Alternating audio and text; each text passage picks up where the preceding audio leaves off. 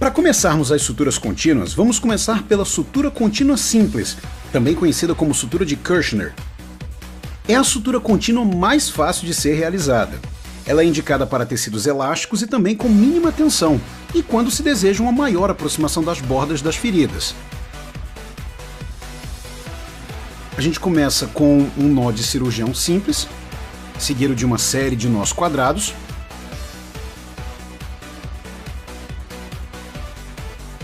Aí nós deslocamos o nó para a lateral da ferida cirúrgica.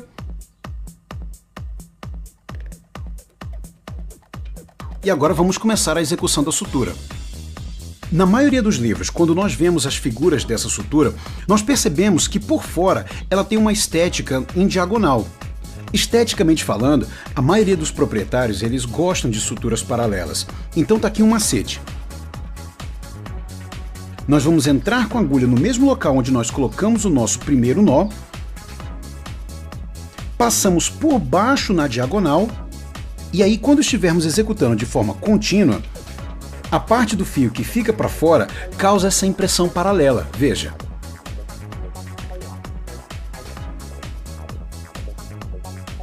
Esteticamente fica com um acabamento bem melhor, mas se você preferir, também pode colocá-la na diagonal, não tem problema.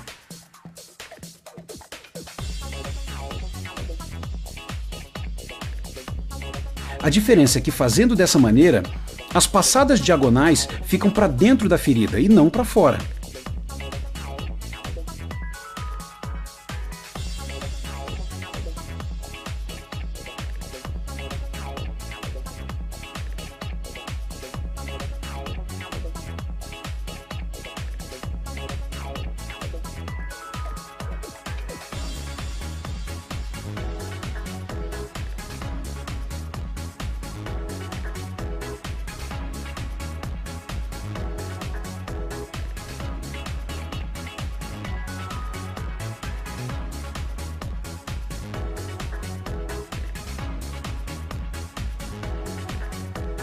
Para finalizarmos não apenas essa, mas também as outras suturas contínuas, nós deixamos uma alça no final da sutura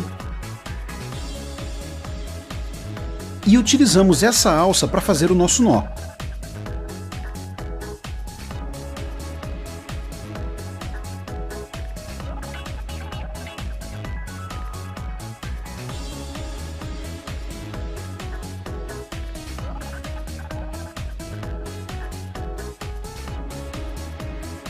Agora temos a sutura de Reverdun, ou Ford, festonada, ancorada ou então retrógrada. Antes de passar o fio agulhado mais uma vez pelo tecido, ele é introduzido através de um balão produzido no ponto anterior. Veja como é feito.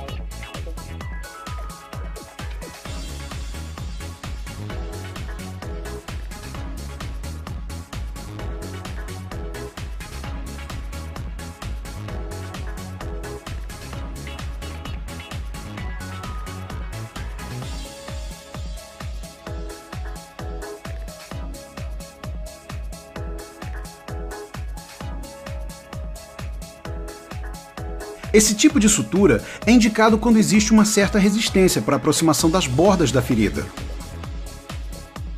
É também muito empregada em suturas longas porque os seus pontos dificilmente afrouxam, principalmente se você ou o seu auxiliar mantiverem uma certa tensão no fio que acabou de passar pelo tecido.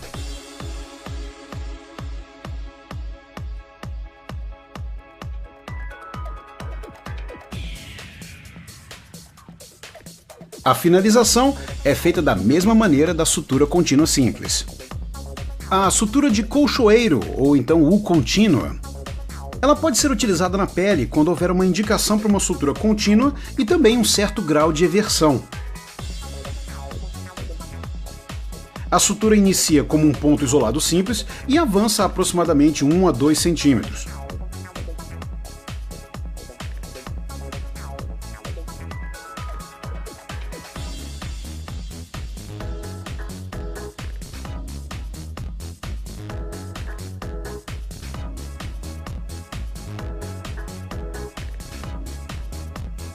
Uma segunda passagem é feita através dos tecidos perpendiculares à incisão.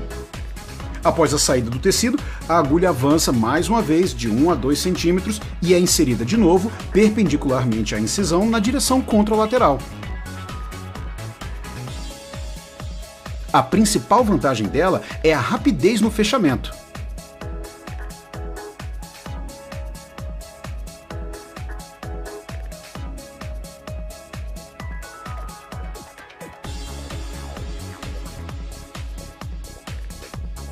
Sua finalização é feita da mesma forma da sutura contínua simples.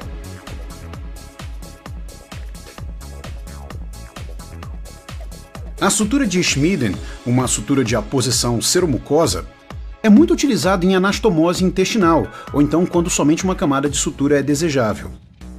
O ponto inicial é uma sutura simples interrompida, e aí depois ela vai passando da mucosa para a serosa através da muscular e também o lúmen do órgão.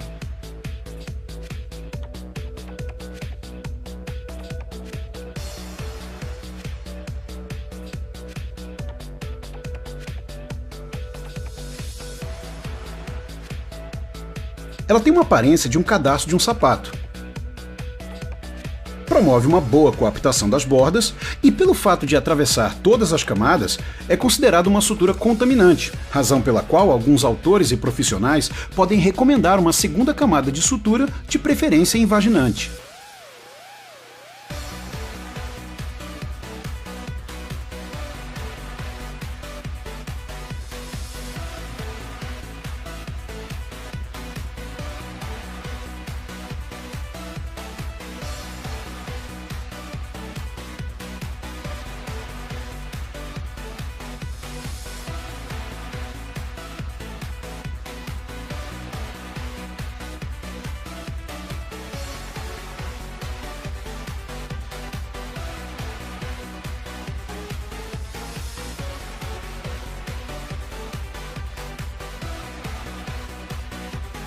Nós já havíamos falado sobre a sutura interrompida de Lambert, e agora vamos ver como ela é feita de forma contínua.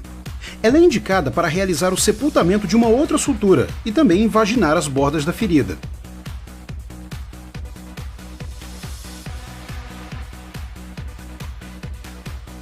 Ela é feita da mesma forma. A agulha é introduzida a uma distância maior na primeira borda e sai nessa mesma borda mais próximo da linha da incisão. Do lado oposto, a agulha é introduzida próxima à borda e sai longe. Note que toda vez que aumentamos a tensão no fio, as bordas da ferida invaginam.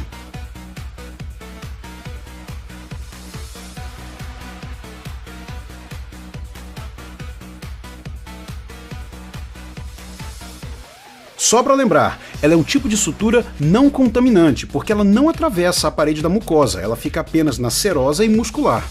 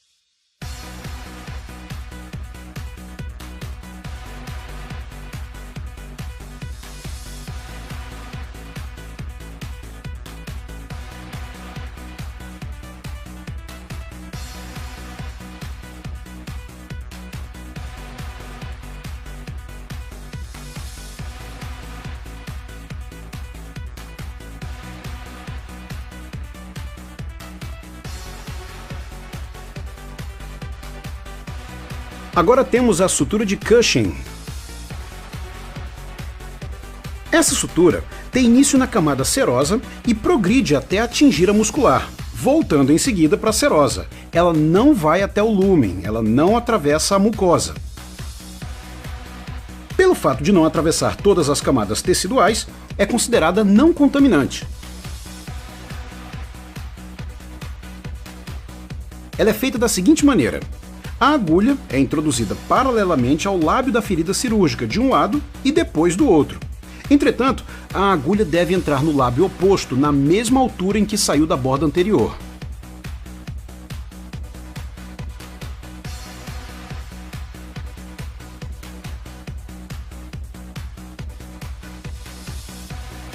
E agora na outra borda, na mesma altura onde foi feita o ponto anterior. Veja que ela não passa a mucosa.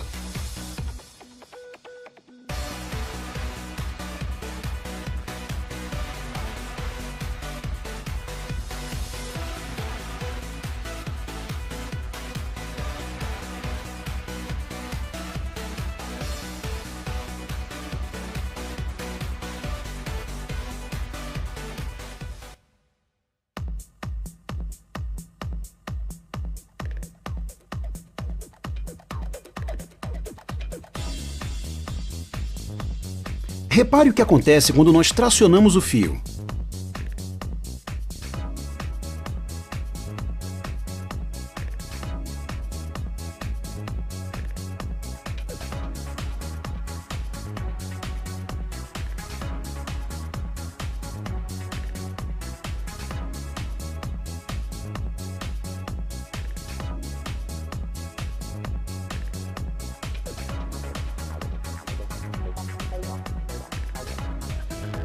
A sutura em bolsa de fumo, ou então bolsa de tabaco, é especialmente indicada para fechar orifícios, como por exemplo o ânus, com o intuito de prevenir o extravasamento do conteúdo para o campo operatório, assim como para fixar drenos ou então tubos na pele.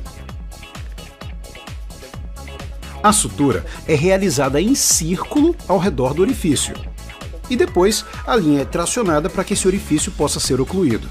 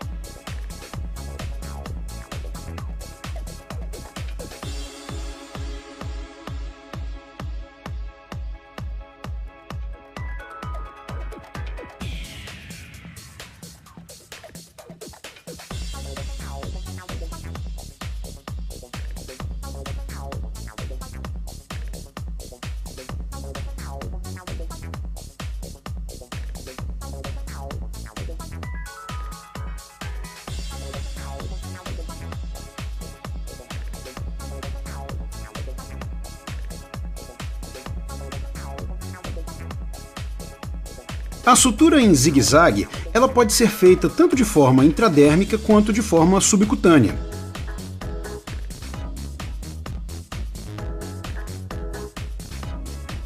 Na forma intradérmica, ela é uma sutura contínua na qual a agulha penetra na derme no mesmo nível de onde saiu na outra borda. Como os pontos não ficam por fora da pele, não se formam cicatrizes no local da sutura. E como ela propicia uma melhor aparência estética, é muito utilizada em cirurgias plásticas. Já a sutura em zigue-zague subcutâneo, ela é amplamente utilizada para abolir o espaço morto subcutâneo, formado na abertura de cavidades. Uma outra indicação da sutura em zigue-zague intradérmica seria no caso de animais agressivos, nos quais possivelmente haveria maior dificuldade por parte do veterinário para remover os pontos da pele.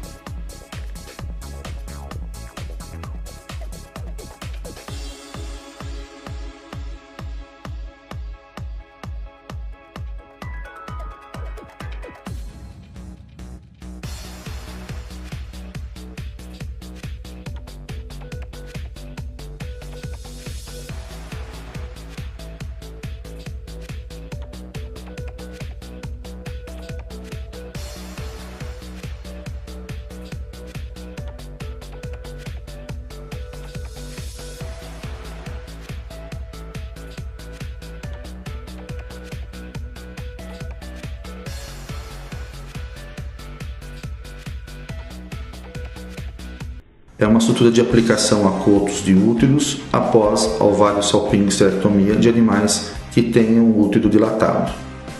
Essa sutura não tem fixação inicial de fio e tem a ajuda de uma pinça de fixação intestinal reta. A primeira camada é feita a sutura de Cushing por todo o diâmetro do coto, e com o mesmo fio se retorna com lembrete contínuo no intuito de fazer 2 invaginações. Finaliza-se com 9 cirurgião.